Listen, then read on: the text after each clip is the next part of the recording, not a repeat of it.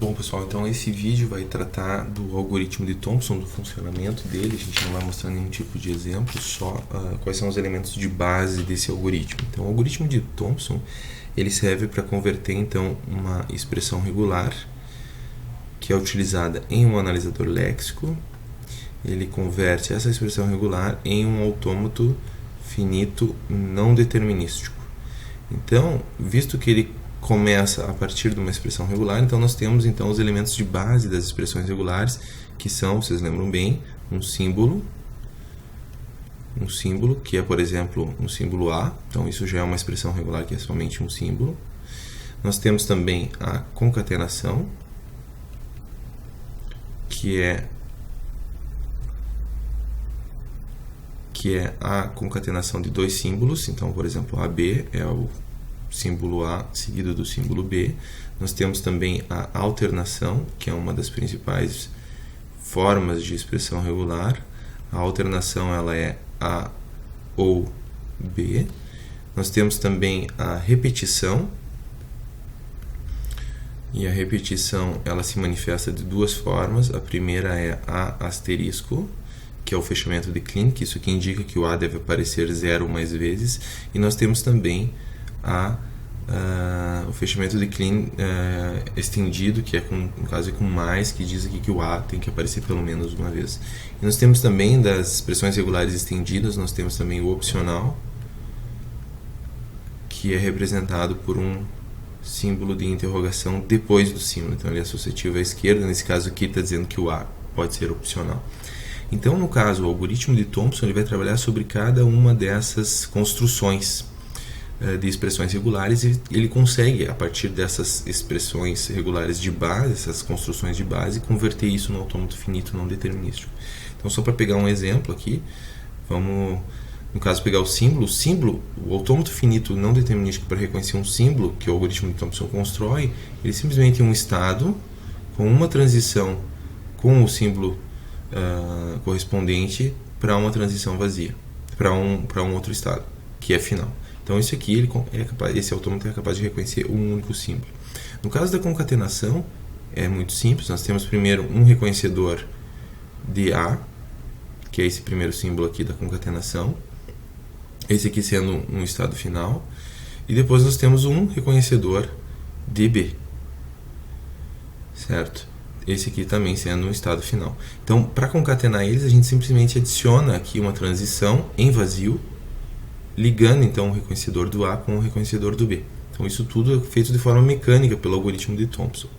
A alternação é um pouco diferente, porque ela tem que ter dois reconhecedores, e pode ser um ou o outro. Então, no caso, a gente vai ter o reconhecedor de A, certo? Este é o reconhecedor de A com o estado final, e nós temos embaixo também o reconhecedor de B, que é a outra alternativa, também com o estado final.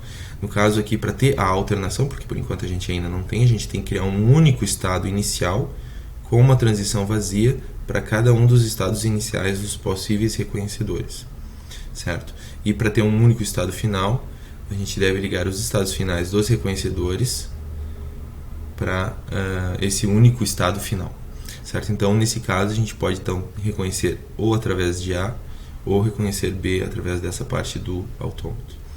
No caso da repetição, a repetição do A asterisco, por exemplo, nós temos que ter um reconhecedor de A,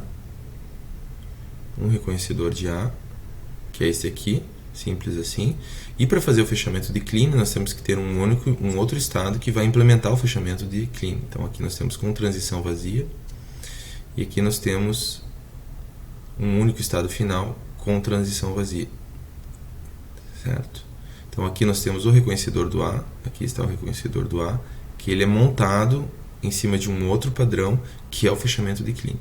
Então nesse caso aqui, o fechamento de Kleene indica que pode ter 0 ou mais A's, então no caso aqui vai ter só, se passar por essa transição a gente vai ter nenhum A, mas para pegar a repetição, no caso, a gente vai ter que ter uma transição a partir desse estado para o estado inicial com vazio. Então nesse caso a gente pode fazer várias leituras de A aqui, certo? A repetição através do A+, que é outra forma de repetição com expressão regular, ela é convertida de forma semelhante. Então nós temos aqui o reconhecedor do A, certo? E nós temos um único estado inicial com uma transição vazia para o A e um único estado final.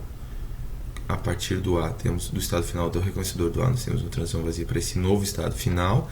E nesse caso a gente tem que ter pelo menos um A. Então nesse caso a gente só faz a transição vazia da repetição, voltando para o estado inicial, no caso da necessidade de reconhecer mais de um A, certo? Então com isso a gente já tem esses vários autômatos finitos não determinísticos e falta o opcional.